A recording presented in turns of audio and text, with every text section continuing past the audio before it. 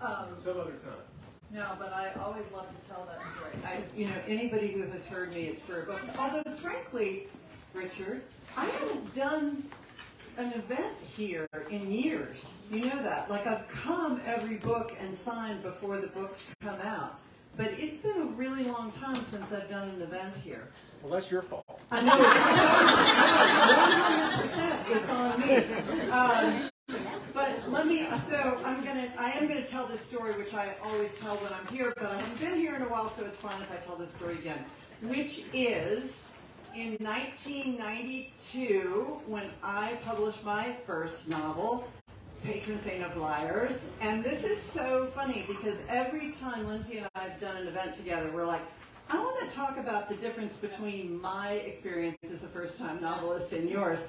So maybe we'll start with that tonight. Anyway, so I came here and I got into town because my whole tour was driving, and I got into town at like 11 o'clock at night, and I drove through the square, and I'd never been to Oxford before, and the whole front window of Square Books was full of the Patron Saint of Liars, which makes me want to burst into tears.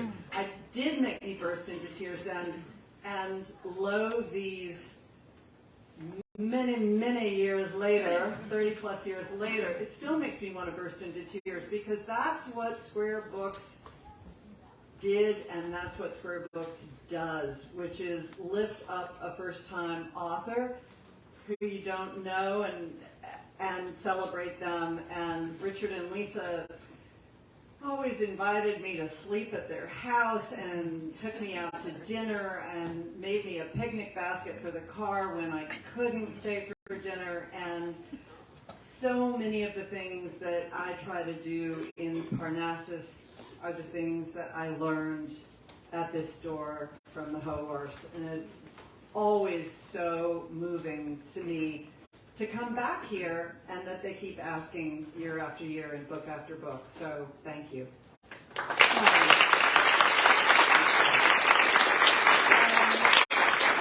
this is my friend Lindsay Lynch, and Lindsay works at Parnassus, and she came to work for us in 2014, right out of college, right out of Kenyon, stayed for a few years, went off to graduate school at the University of Wyoming, came back, wrote a draft of this book at Wyoming, we'll talk more of this, and then worked on revisions. She has had every bookstore job known to man, and now is our buyer for adult fiction and nonfiction. And it has been tremendous to get to watch her as a first-time novelist and to watch this book take shape. And we are doing part of book tour together. Our books came out 2 weeks apart, and hey. I'm not this tall.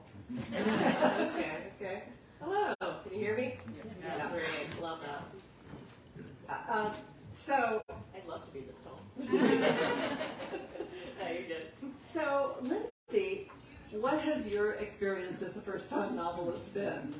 And what's it been like for you? Because we talk so much about the writing and the editing and the rewriting and all of that, but like from publication on, how has this been for you?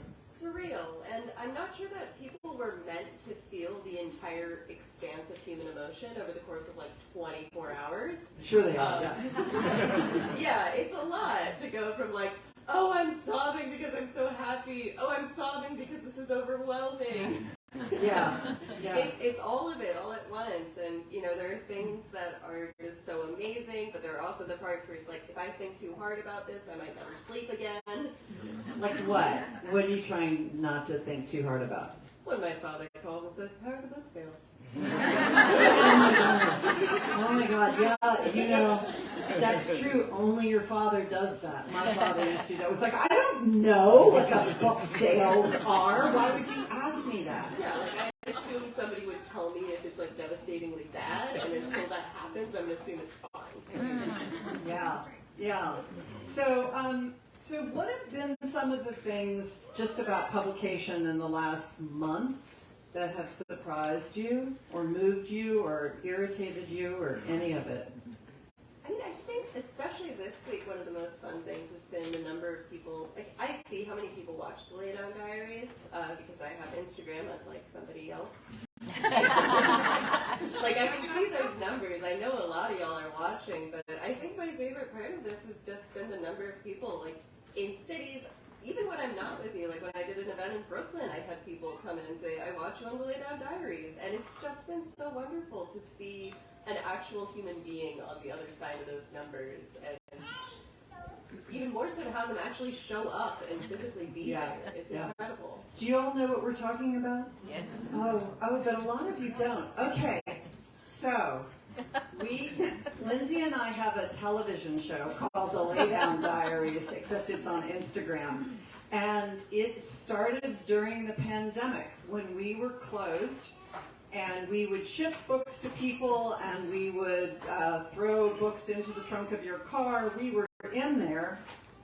All books are published on Tuesday, in the same way that all horses must leave the gate at the same time in a race. It makes things fair when they're figuring out what your sales numbers are.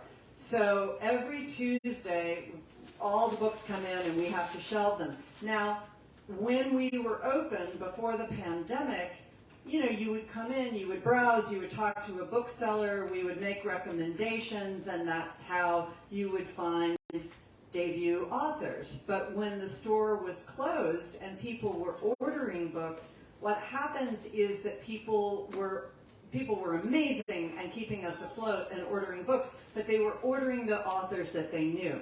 So if John Grisham had a new book, Stephen King had a new book, Barbara Kingsolver had a new book, you would know to order them. But how do you know to order a book from Lindsay Lynch if this is her first book? So we decided to start something called the Lay Down Diaries, and every Tuesday we would hold up the new releases and say, you know, this is Tom Lake, and this book has just come out, and we would tell you a little bit about what it was about. Sometimes we had read the book in galleys, but a lot of the times we were frantically reading the flap copy to find out what had happened in the book. And we had a really good time, and then when the store reopened, people were emailing and calling and saying, we're so glad you're open, don't stop the Lay Down Diaries. And now people watch it every Tuesday. How many people? I have no idea what the numbers are. They range from like 10 to 40K for like views per video. Yeah, which is amazing. So you can get it on Instagram. We can email them to you, or we have our own YouTube channel. And it's so nice because going to bookstores, booksellers tell us, oh, we watch the Lay Down Diaries to get ideas about what we want to promote in our store. And Lindsay and I were in Atlanta a couple of days ago. We got in early and we decided to go to the High Museum. And we were walking out of the museum, and one of the women who worked there said, Anne and Lindsay from the Lay Down Diaries. And it really makes us feel, you know, like Mary Tyler Moore. That's been really sweet. And the thing is, like, having known you since 2014, I'm used to the Anne! But to get to Anne and Lindsay was truly spectacular. And Ray Ann, who does our children's book section, was in Seattle last month, and somebody came up to her in a restaurant and said, are you Ray Ann from the Lay Down? I mean, it's really, really comical, but also a wonderful way of connecting with people. And it's very strange because I am not on any form of social media. I have never seen Facebook. I don't have a cell phone. I am cut off from humanity. I'm a millennial. Do you want to tell them about watching television? I made Anne watch reality TV for the first time this week. So we were in a hotel room with 30 minutes to kill, and I put on Shark Tank for her. She thought it was about sharks. I'm still reeling from this. All this time, I thought that everybody was watching a nature program about sharks. Anyway. I didn't put on Love Island UK because I thought it would break you. So this is just, for us to go out and do this together, and a lot of fun. And we have a lot of things in common, even though we are at different ends of our careers. But as authors who both work in bookstores, there are a lot of things that we know that other authors don't know. For example, Well, for example, as a debut author, I think most debut authors, when you go out on a submission, you have a literary agent. Your agent sends your book out to editors at different publishing houses in the hopes that one of those editors will, fall in love with your book, want to pay you loads and loads of money to publish it. So when my book went out, I definitely had a different mindset for the kinds of questions and things I think about with different publishing houses, because my job as a book buyer, the things that keep me awake at night are like shipping times and warehouse efficiency of different publishers. Your average debut author is not worried about warehouse efficiency, but they should be, because it's one thing to have a publisher who's going to give you a shiny, pretty cover. You do want a publisher who's going to give you a shiny, pretty cover. But you also want to think about, if your book goes out of stock, who's going to get your book back in stock as quickly as possible? These are important questions. They're probably some of the least sexy parts of publishing, but they matter. yeah, they matter a lot. And I think another thing that Lindsay and I have a big awareness of are book jackets. And this is an interesting thing that you might not know. There are all sorts of trends. Everything's a trend. Every single thing is fashion. And so the fashion now, and this has been true for maybe 10 years, is that literary fiction always has a matte cover. And commercial fiction always has a gloss cover. So when I was publishing The Dutch House, and I commissioned the painting that's on the cover of The Dutch House from a friend of mine, Noah Satterstrom, a good Mississippian who lives in Nashville, and it was such a beautiful painting, I wanted it to be in gloss, because in the same way, if you had an art book, the paintings are on glossy pages because it shows off the painting better. And my editor said, absolutely not, because then it makes it look like commercial fiction. This is literary fiction, it has to be matte. And I said, no, because people who are going to buy an Ann Patchett book are going to buy an Ann Patchett book regardless of whether or not the cover is shiny or matte. But people who don't buy my books might be the people who would be more interested in a shiny cover. And so my last 3 books have all had shiny covers. And it kind of rocks the world. And Lindsay's book, very interestingly, is a matte cover with shiny letters, which means she's bridging the divide. Talk about your cover. Well, okay, I have the British cover here too, Which is so beautiful. I love that. Yeah, I'm kind of like this. There you go. Look at my post-pink twin. But yeah, I had an interesting journey with my cover for this book, because initially I was given a fully approved cover, like it was fed out into the world. Sometimes on weird corners of the internet I still find it, and then I get to send my editor an email being like, hey, wrong cover's still showing up. She loves that. Well, and there's another thing that you wouldn't know if you weren't the buyer for fiction at a bookstore. You wouldn't be seeing the wrong cover probably showing up. Yeah, or I wouldn't go to look for it in weird places. Right, exactly. But initially I had been given a cover with like a vintage photograph. It was a 1940s party, because the book was set in Golden Age Hollywood. It wasn't a bad cover by any means. I liked it a lot. It had a nice, like, pretty cursive.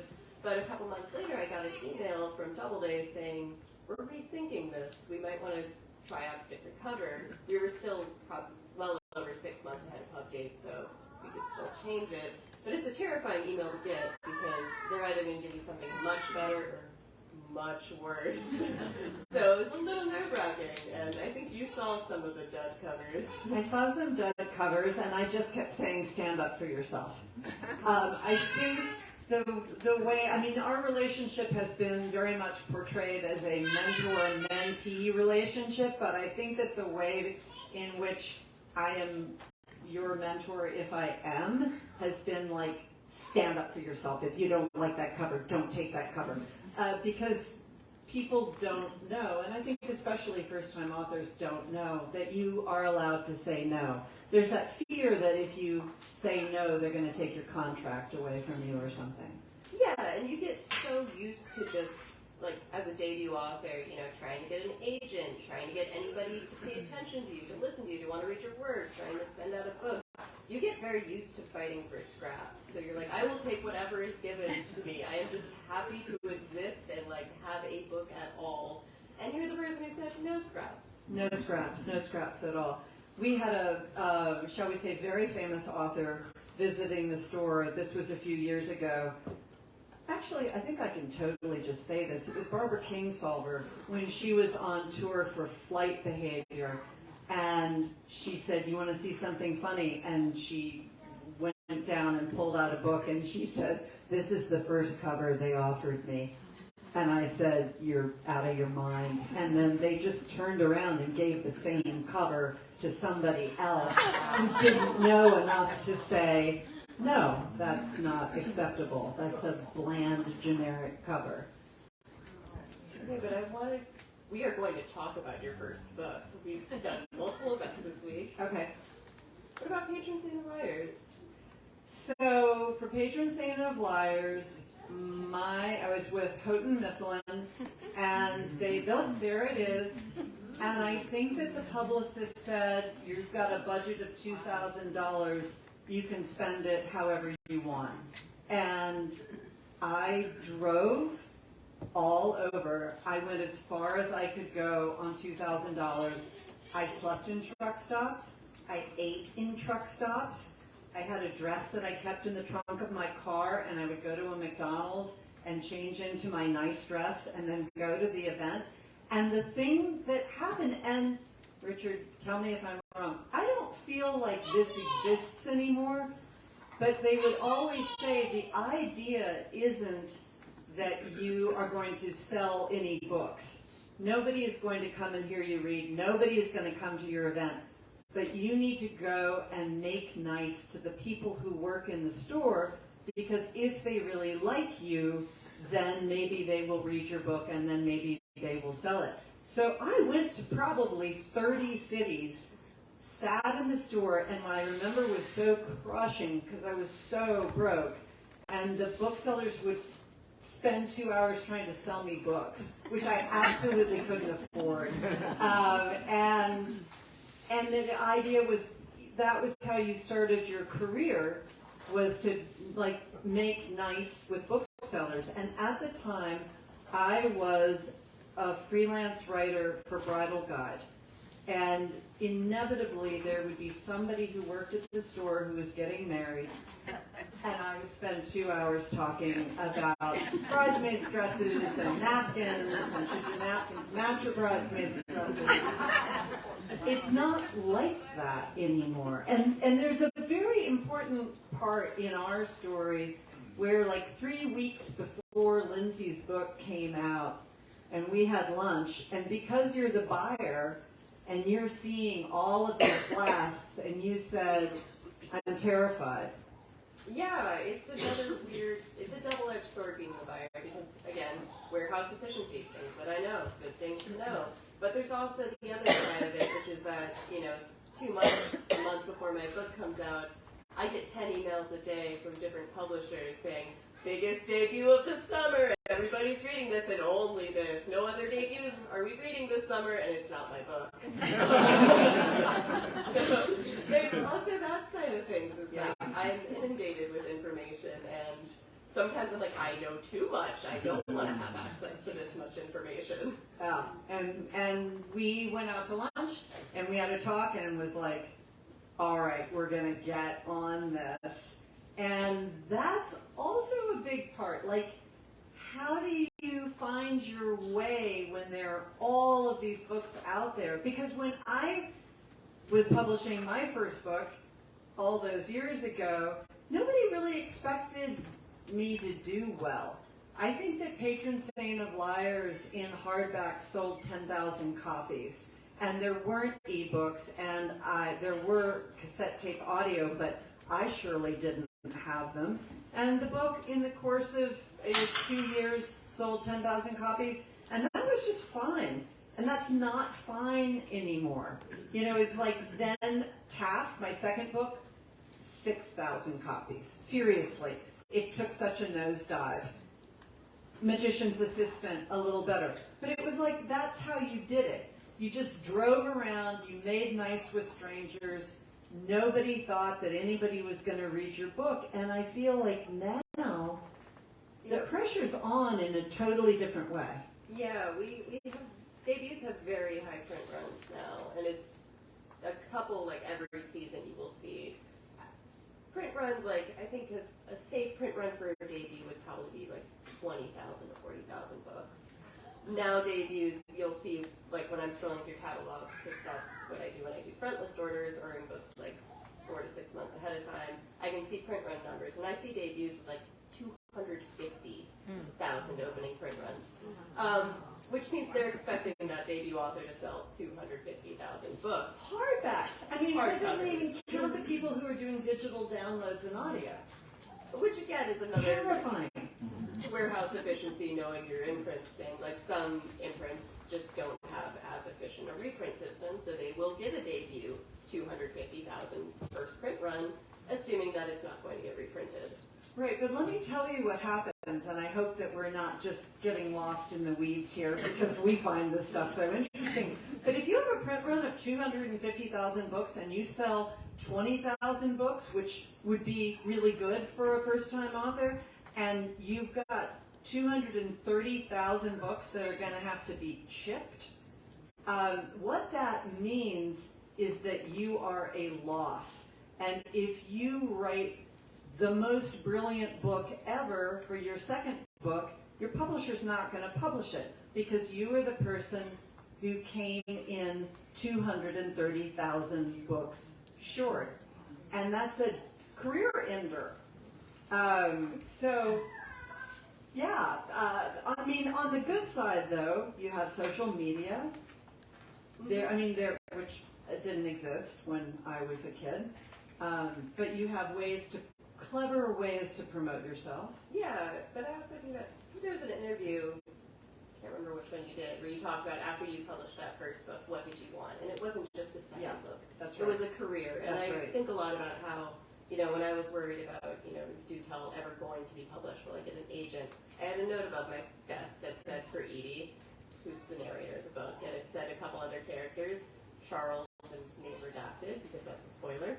And now the note above my desk says my future characters, because I think about that a lot. It isn't just about this book, it's not about the next book, it's about a career. Yeah, and people come up to me all the time and they say, oh, I've read 4 of your books, or I've read all of your books, or I read 2 of your books. And that's what a career is. And that if you take books from different parts of your life and put them together, they work, and they all work in different configurations in different ways. But to have a career is really an amazing thing, and it's very, very different from having a book or 2 books. And I'll tell you, the most important thing, if you want to be a writer, or if you know somebody who wants to be a writer, the most important thing is your willingness to get up when you have been kicked to the curb and keep going. And if that means you get your friend to read your book who hates your book, or you get rejected by 20 agents, or you finally get an agent and 20 publishers reject you, not that there are 20 publishers anymore, or you get your book published and you get a bad review. There are just so many moments at which you think, I cannot do this anymore. I mean, I am just so tired of being kicked. And the thing about this woman, I have never in my life known somebody who was just so quiet and so focused, and no matter what happens, you get up and you go on and you do what you need to do. I have a cry in the staff bathroom. But it's very soft, and that's So one bathroom has very thick walls. So, and the dogs follow us. We have dogs at Parnassus. So if any member of the staff goes to the staff bathroom, that's where the dog biscuits are kept. So sometimes there's like a whole line of dogs standing outside the door trying to shove their noses under the door. It's really embarrassing. So one of the things, and I usually say this at the end of the event, but I will say it in the middle this time because it fits. You all know, especially here, the importance of shopping local and the importance of supporting your independent bookstore. That's just a given. I know there is nobody in this room who is going to leave this event and buy the books off of Amazon. And that's how we keep our community going. Yeah, right, Richard? No. Yeah, because we will hunt you down. That's why. We will find you. You think we don't know, but we do. We know. That you understand the importance of supporting local businesses. But this business of book selling is made on authors and books. And it's great if you buy my book, and it's great if you buy John Grisham's book and Barbara Kingsolver's book. But if you want to keep this going and living, you have to take chances on first-time writers. And not just Lindsay, but all sorts of first-time writers who you haven't heard of before, but maybe you've read her book, or you've heard somebody whose opinion you respect say, this is a really good book, and I love this book. And that's how we build literature. Everybody who ever wrote a book had a first book and had a moment where nobody knew who they were, and that's how this goes. So, why don't you tell us what Do Tell is about and read a little bit, and then I will do the same. Yeah. So, Do Tell is set in the golden age of Hollywood. It follows a gossip columnist named Edie O'Dare. But when we meet Edie at the start of the novel, she is a character actress. She's got 3 months left in her contract. She's not a great actress. That contract is not getting renewed, and she knows it. But what Edie is great at is knowing other people's business. She's been moonlighting for another gossip columnist. She's been selling secrets to journalists for years. Everybody kind of knows this about her. It's an open secret that you don't want to speak openly in front of Edie. She's going to be listening, and she will tell somebody.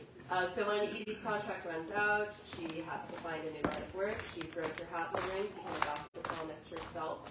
But right as her career is taking off, she finds herself in the middle of a very divisive trial when an underage actress from her former studio accuses a top-billed actor of sexual assault. Edie has to take sides. She has to make some impossible choices with serious consequences for people who she used to consider friends, and they definitely don't consider her their friend anymore.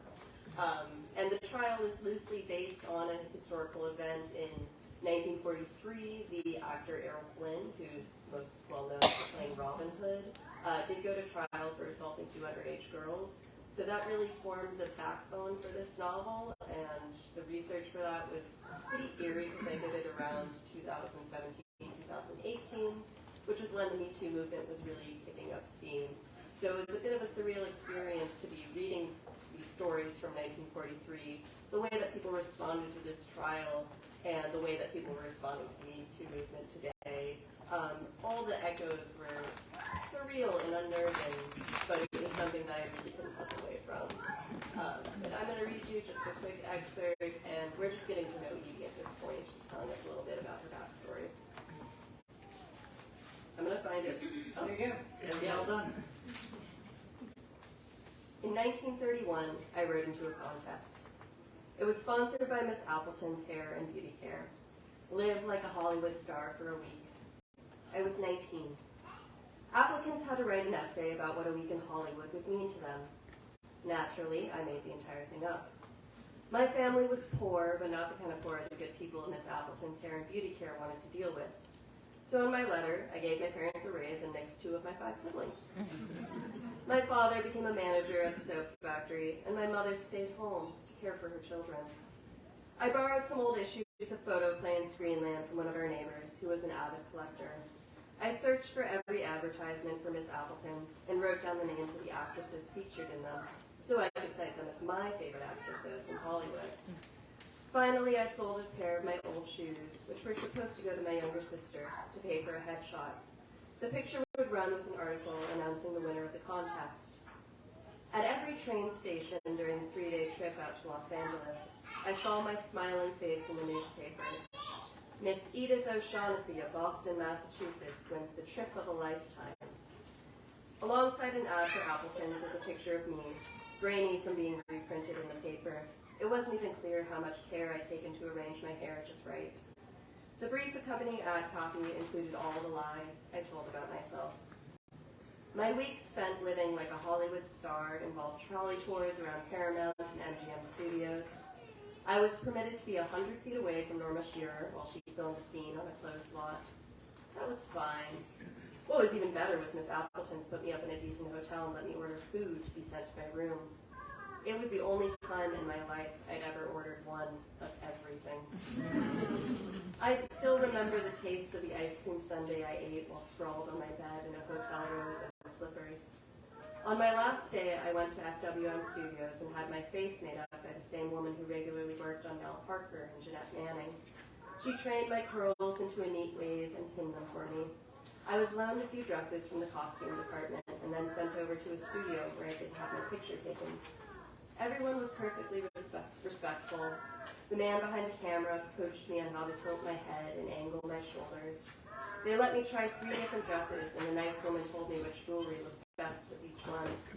The dresses weren't even particularly nice, but I'll never forget how I felt when I put them on. Growing up, I'd gone straight from wearing children's clothes to house dresses. There'd never been a time when I dressed to feel beautiful.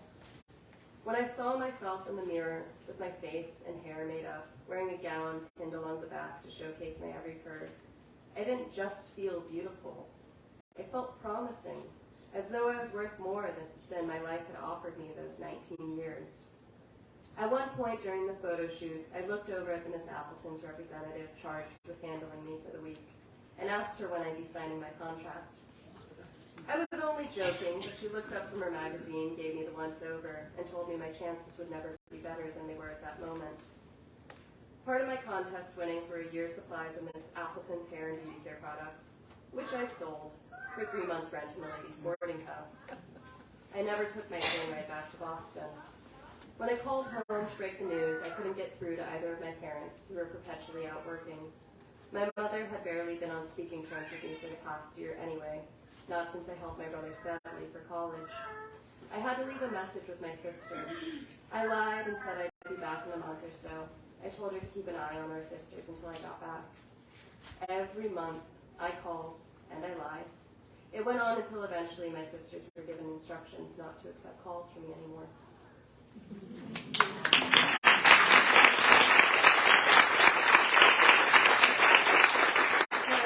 When we started this little tour, Lindsay said, wouldn't it be great if we both read the scenes in which our characters go to Hollywood for the first time to become actresses? And so that's what I'm going to do too. Tom Lake is the name of a mythical summer stock theater company in northern Michigan. This book has 2 plot lines. One that takes place in 1988 when Lara is 24 years old. She goes to Tom Lake to play Emily in our town. She's played Emily in high school, in college. She got scouted. She went to Hollywood. She made a movie, and now she's going to Tom Lake to play Emily for a 3rd time. The other plot line has to do with the pandemic. Emily and her husband and her 3 daughters, who are in their 20s, live on a cherry farm in Michigan, and the daughters want to hear the story about when she was 24 and was at Tom Lake. So this little piece I'm going to read is about when she goes to Hollywood. Go back to New Hampshire, to Bill Ripley sitting in that darkened university theater beside his sister. Ripley wasn't new to the game, and when he saw me, he understood what he was looking at, a pretty girl who wasn't so much playing a part, she was right for, as she was, oh wait, I didn't do that right, a pretty girl who wasn't so much playing a part as she was right for the part she was playing. Unlike his niece, I knew how to not ruin things. When I got off the plane in Los Angeles, a deeply tanned man in a black suit held up a clipboard with my name on it. He took the little duffel bag from my hand and walked me out to an honest-to-God limousine, double parked in front of the terminal. He could have knocked me over with a feather, as my grandmother liked to say. Had he driven me around the airport and dropped me off in the exact same spot, and I had flown back to New Hampshire without ever seeing anything else of California, it would have been worth it, because one day I'd be able to tell my children that I had ridden in a limousine. I rolled down the tinted window so that anyone straining to see who was in the back of that car would see it was me, basking in the sunshine. The hotel had a swimming pool. A small gift basket in my room contained fruits so foreign to me that I didn't know how to eat them. A note from Ripley read, "Welcome, please sign for all your meals at the hotel," which was nice enough, but hardly the same as, "Welcome, pick you up for dinner at 7. A hamburger I ordered from room service was brought to me beneath a great silver dome, which the waiter whisked away with a flourish. As far as I could tell, everything in California was something out of a movie. I ate the $15 hamburger in a fluffy white bed and practiced my lines. The next morning, a different driver in a different limousine drove me to a soundstage at Warner Brothers. For 2 hours, people dressed me, undressed me, and dressed me again. I sat in a fancy barber's chair while a black man wearing a pink t-shirt that fit him so exactly I was sure it had been tailored, took off the makeup I had so thoughtfully applied that morning and painted a whole new face on top of my face. When he wanted me to lift my chin or turn to the left, he held his finger in front of my face. "Follow my finger," he said, and so I did. "Eyebrows?" he asked the man sitting in the chair beside mine reading a script. The man looked at me in the mirror, then he looked at the makeup artist. "Hold off," he said. A woman with hair as fine and colorless as corn silk and no eyebrows at all brushed out my hair and then picked it up and poured it through her hands again and again. "Look at this," she said to her colleagues. "It's like a shampoo commercial." I kept thinking about that scene where Dorothy and her friends get spruced up before they are taken to meet the Wizard of Oz. Pat, pat here, pat, pat there, and a couple of brand new straws. That's how we keep you young and fair. Merry old land of Oz. When their considerable efforts were complete and I had been transformed into someone who looked like my more attractive first cousin, I was taken onto the set where I stood in front of a white backdrop. The man who'd been sitting in the barber chair next to mine took my picture. His praise was so obsequious that at first I felt embarrassed for myself, and then I felt embarrassed for him. Another man came in with a small camera on a tripod and had me say my name, Lara Kennison, and the name of the film, Singularity, and the part I was reading for, Lindsay. When all that was done, and they took me onto the set's open space where Ripley was waiting with everyone else. So in the small roles in this book, all the characters are named for people who work at the bookstore. And that scene that Lindsay had asked me to read, coincidentally, was the scene in which Lindsay's name was mentioned.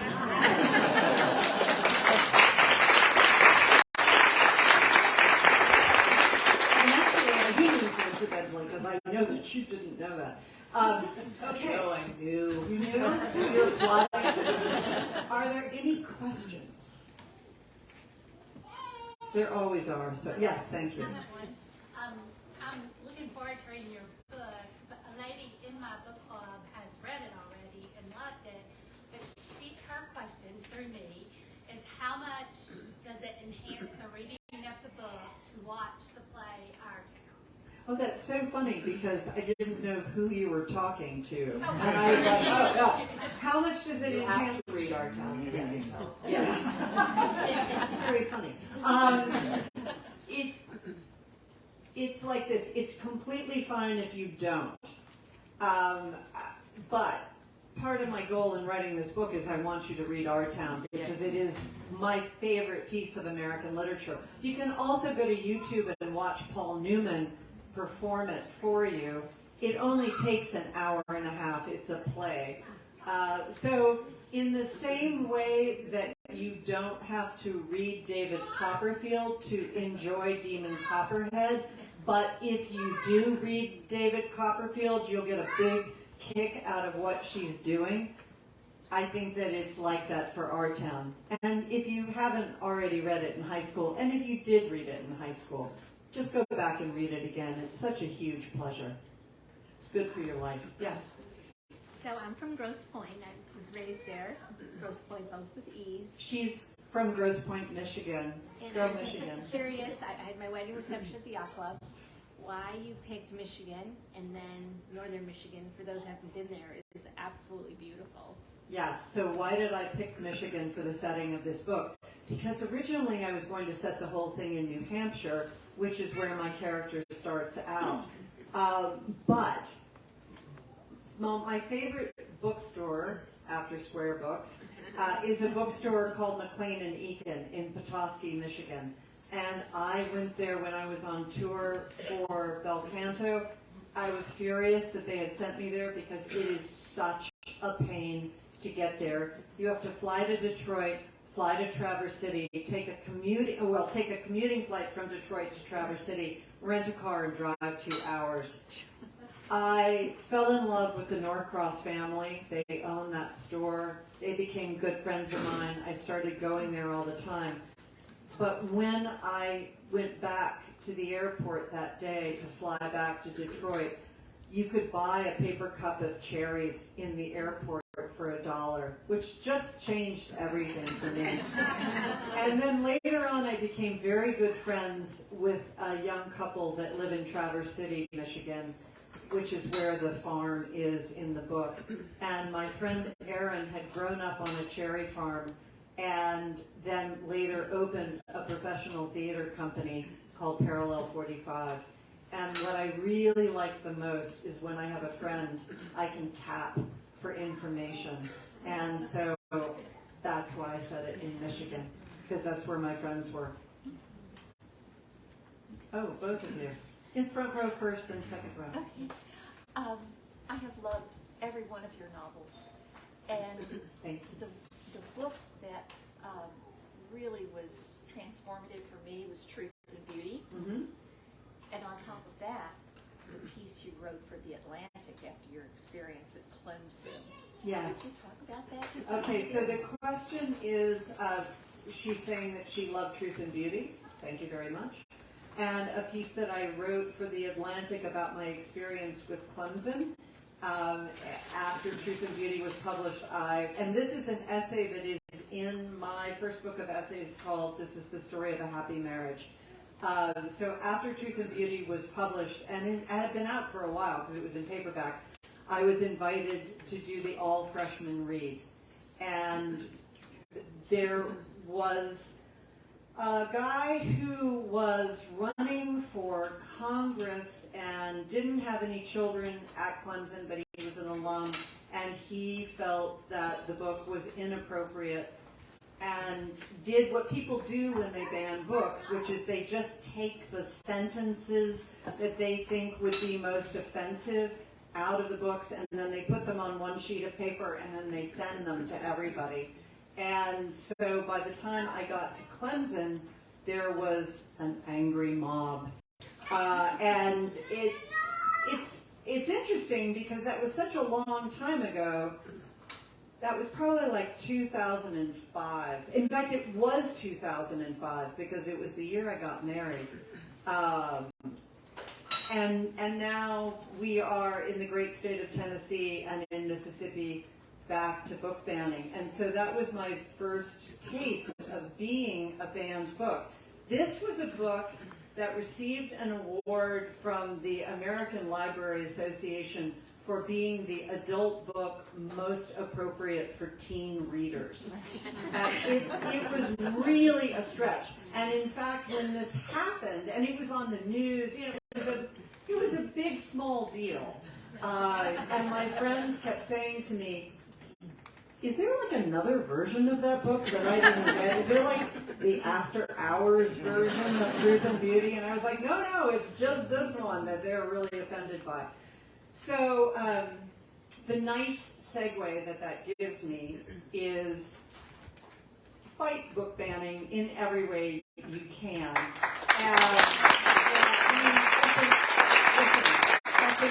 That's an easy clap line. But because we all really know that. But stand up for it. Read the books yourself, because you will be so shocked at how unshocking they are. And the people who are fighting to ban these books haven't read these books. They are coming off of a sheet from the Koch brothers, basically, truly, that are saying these are the books that we should ban. There is another part of that, though, which is don't ban books, don't shame people for reading books that you feel are inappropriate. Do not tell other people what they shouldn't be reading. If it is a book, if it's a teen gay hockey romance, which, by the way, that's a whole genre now, you might not know. Icebreaker. It's not for teens, they're romance novels. They're romance novels, but okay. The hockey players are drinking. Okay, all right. But whatever it is, don't ban, but also don't shame. So don't tell people, if you've not read American Dirt, don't tell people that they're wrong to read American Dirt. Let people read what they want to read. Let them read crazy, inappropriate books, because this is how we learn, and this is how we put ourselves into each other's lives. And all of you adults here in the audience, did you read things in high school that you were like, oh, I read Valley of the Dolls. I turned out just fine. And Katie Camillo, who this book is dedicated to, America's most beloved children's book author, said something so great about book banning. She said when she was a kid, if her father wanted to eat something off her plate, he would say, "Look at the water buffalo." And then he would grab the food off her plate. That's what book banning is. Book banning is low-hanging fruit.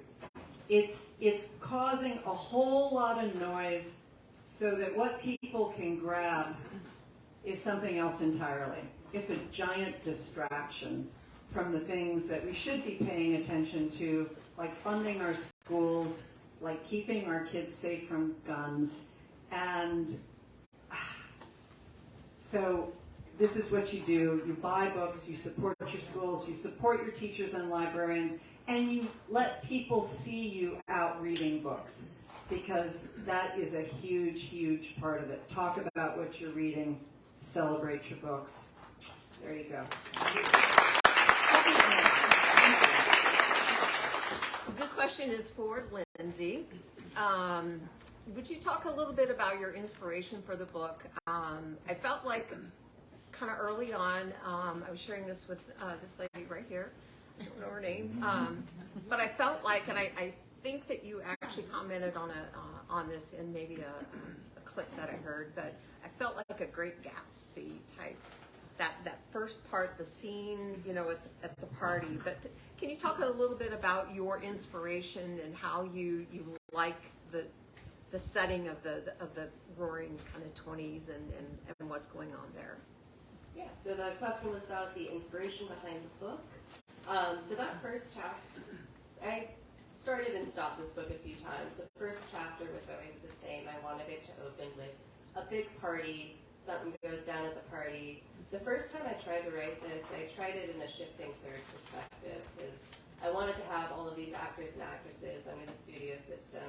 It was always set in the studio system of Hollywood because the studio system was ridiculous. Basically, you signed a 7-year contract as an actor or an actress, and for those 7 years, they could change your name, they changed your appearance, they wrote you a new backstory, they would invent relationships for you. If they wanted you to be a cowboy for 7 years, you're going to be a cowboy for 7 years.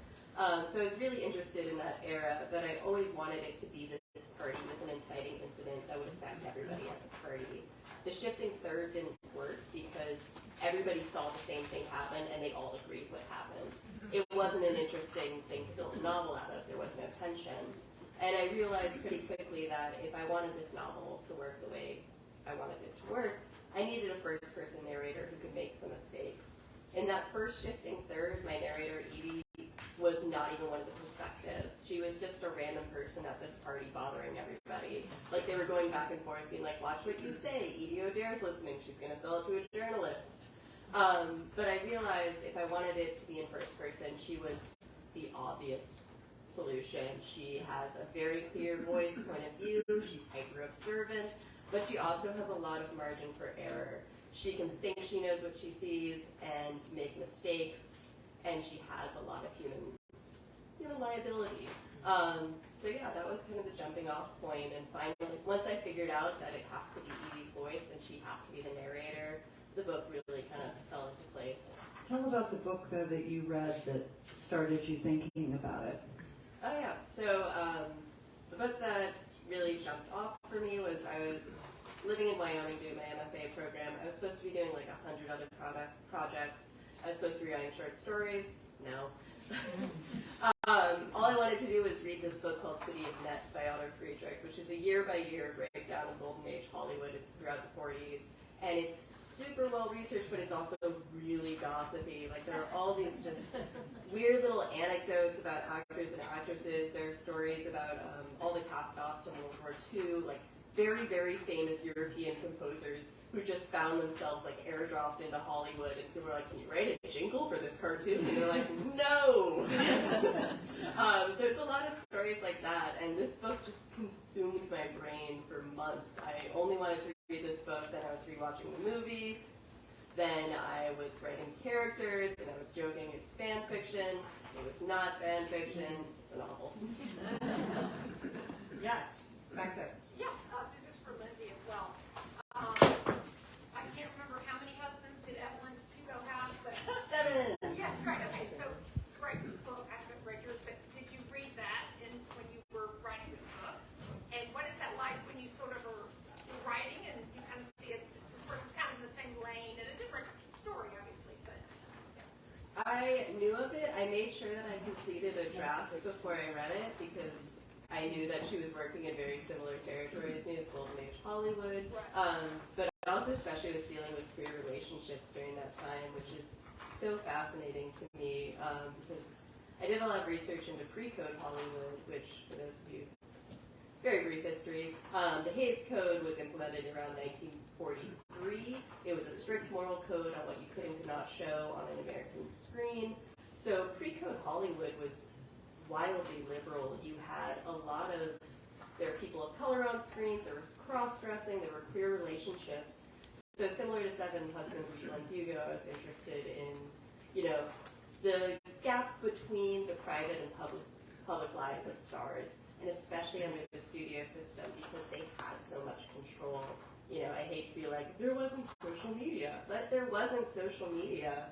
The studios really could dictate to the press exactly who these people were.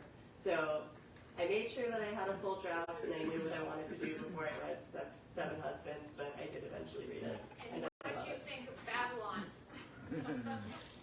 I haven't been able to watch Babylon yet because people tell me like the first 10 minutes are just devastating. And I'm not emotionally in a place to watch that. Yes. Hi. My wife and I are talking about this. Did you use the 3 acts of Our Town and like the themes to structure like Tom Lake? Because I feel like there's some parallels there. Yeah, I mean, the book isn't written in 3 acts, the way like a script would be written in 3 acts. But there are definitely all sorts of parallels with our town. But this book is also about Sam Shepard's Fool for Love and about Chekhov's The Cherry Orchard and Three Sisters. So all of those things kind of figure in. But our town, to me, at this point in my life, is a play about noticing your life. Noticing the small moments, the beautiful moments of your life. And realizing that if you miss it because you're wanting things you can't have, that's all you have, and then your life will be over. And so through playing Emily over and over again, Lara kind of absorbs those lessons, and she's trying to explain that to her daughters. Not so much saying, hey, this is in our town, but hopefully people who know our town will know. Yeah. Yes? For Lindsay, did you have any of the gossip columnists from the time that you inspired your character by? And which ones were those? Repeat question. The question was, were there gossip columnists at the time who inspired this? So Edie has 2 major historical counterparts, Hedda Hopper and Luella Parsons. She veers a little closer to Hedda, who also started off as an actress and didn't work out for her either, but she had a similar nosy in everyone's business. At the very first stages of drafting this, I did try to withhold some information about the 2 of them for myself, just in terms of like their voices and personalities, because I wanted Edie to exist as her own organic person. But I did have to learn back and forth how their jobs worked, because again, under the studio systems, gossip columnists had to be really, really careful with what they could and could not say. I think when I went into this, I was really thinking about like tabloid culture, which really doesn't rise until like the 1950s. When you have Confidential magazine, like that's where you get that really vicious gossip where people are actually trying to like destroy a star's lives. But Hedda Hopper and Luella Parsons, especially in Golden Age Hollywood, had to toe a much, much more careful line, because if they said anything, like they reported that an actress was pregnant out of wedlock, something scandalous like that, they could get blacklisted from every studio, and because the studios were total monopolies, it could ruin their career. So Hedda Hopper and Luella Parsons, but he probably veers a little closer to Hedda, who is known as the slightly more vicious counterpart. Yes. About being a book buyer, what is the difference in historical fiction and fiction? Because I read a book one time that was supposed to be historical fiction, and I saw nothing historical in it. Kept trying to Google finding the historical part of it. So how is that genre determined? So the question was about my job as a book buyer and how we define the genre of historical fiction. It really depends on the publisher and what its marketing. I think that's probably the answer, is what the best marketing angle is. It has been interesting that like now books written about like the 1990s are historical fiction. I'm so sorry, all of us are being categorized that way. That just kills me. I mean, I don't even really think of your book as historical fiction. I just feel like it needs to be more than 100 years ago, but that's just me. That's just not true. I want somebody wearing a petticoat. If it's historical fiction. Yes, you had a question. I've been thinking about this all day today because I loved The Kitchen House so much. And this book, I've started the beginning on the Audible and hearing Meryl Streep's voice. But because of what you read, and also kind of what you read, I've been thinking about how you use memory. And when you read this scene of when she's younger, and then you're going to talk to the daughters, tell the story of the daughters. Well, in The Kitchen House, you do that. You play with that idea. Do you mean the Dutch House? The Dutch House. Okay. The Dutch House, I'm sorry. But that idea of how you're playing with memory. Yes. And it becomes more than one story in a way. Yes.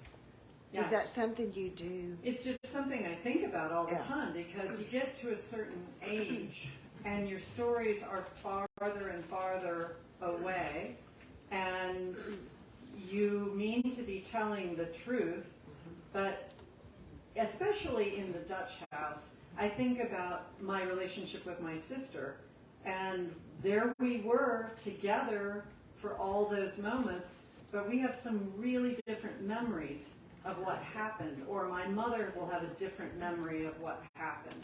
And that's just life. I mean, everything is a story. Everything, once you tell it, is a story. And how you tell it to different people is going to shape what the story is about. And it doesn't mean you lie, and it doesn't mean that you don't properly remember. But we really do change our narratives over time. My husband is from Mississippi, and y'all have a completely different relationship to memory and storytelling than I think people do in the rest of the Union. And I mean, this was explained to me a long time ago by somebody from Mississippi, and I always think this is what saved my marriage, because I hadn't known this. But if somebody tells my husband an interesting story, I went to the park this morning and I saw a small white dog tossing a yellow ball on his nose.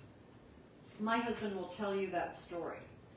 I met a guy in the park this morning, and he told me a story about a small white dog bouncing a yellow ball on his nose. But the next time he tells that story, he will say, I was in the park this morning, and I saw a small white dog bouncing a yellow ball on his nose. And the fifth time he tells that story, he will say, I was in the park this morning and I saw this little dog with polka dots on him, and the dog was juggling 5 balls. I'm like, okay, you weren't even there. And by the time Christmas rolls around and he's told the story 60 times, he believes. That's the kicker. He believes he was there and he saw this polka dotted dog juggling balls on his nose. And he would go to court and swear it is in him and he believes it. Yeah, okay, now I'm just talking about my marriage. All right. Yes. I was wondering how you picked which bookstores to go to. Obviously, you have a history with this one. And I've tried, okay, the question is how do I pick which bookstores to go to? I've tried, especially in this tour, to go to bookstores that I don't normally go to because my publicist retired. And I have a new publicist, and my old publicist, who I adore, always wanted to send me to the same places. So it's like I've gone all through Michigan, I went all through Maine. I'm trying to do some different things, but then the heart wants what it wants, and you want to see your friends. Right. But it's a combination of what I want to do and what they want you to do. And this is another thing that you know when you own a bookstore. It's like they sell you somebody. So if we want Barbara Kingsolver to come, and it's HarperCollins, the publicist might say, well, we'll send you Barbara Kingsolver, but in return, you have to take these 2 debut authors and do events with them. So everything is mafia. Everything's a fix. Okay, so it's 5 o'clock. I'm going to take one more question. Yes. Oh, that's so easy. When Good. did y'all find out your pub dates were right together? And or did you have a hand in it? Yes. I was originally meant to be a June pub date, and I got an email from my publisher asking would I mind pushing it back, and they threw out August 1st, and I happened to see you that day, and I believe you offered to arm wrestle me for August 1st. No, I was so nice about it. It's really funny. I wanted August 1st. I didn't want August 1st, That's so right. I would have voluntarily lost that. But my publisher really, really wanted me to go in September. This is another thing. literary fiction doesn't come out in August. In fact, almost nothing comes out in August because that's when everyone in publishing goes on vacation and they don't want to publish books in August. Now, this August, there are plenty of great books. James McBride, Heaven and Earth Grocery, which is so spectacular, came out in August, but much, much less. So there's this glut in September and October of literary fiction, and they kept saying, oh, if you publish in August with a shiny cover, you might as well be Danielle Steele. But my thing is, be the change you want to see in the world. So owning a bookstore, wishing there was less in September and more in August, I really fought tooth and nail. Then they said to Lindsay they wanted her in August, and I said I would be happy to go in mid-July, but then you wanted mid-July, and I really wanted August. Yeah, nothing's an Also, we accident. wanted to not break the bookstore. That's That was right. part too. Right, because people are ordering both of our books through the bookstore, and we had to have enough space that we could physically handle the books. All right, Square Books, I love you. People at Square Books, I love you. Thank you so much for coming out. I have signed a lot. Wait, before you clap, hang on, I'm not done. I have signed a lot of books beforehand, and there are also signed copies of both of our books available if you want to grab and go. The one thing that I want to say is I'm not going to cuddle in photographs because we are still at the end of a pandemic, so I'm trying not to embrace strangers. If you want to take a picture from the other side of the table, that's totally fine, but I'm not going to wrap my arms around you while your friend tries to figure out how to use your iPhone.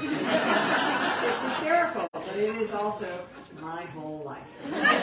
Thank you very much.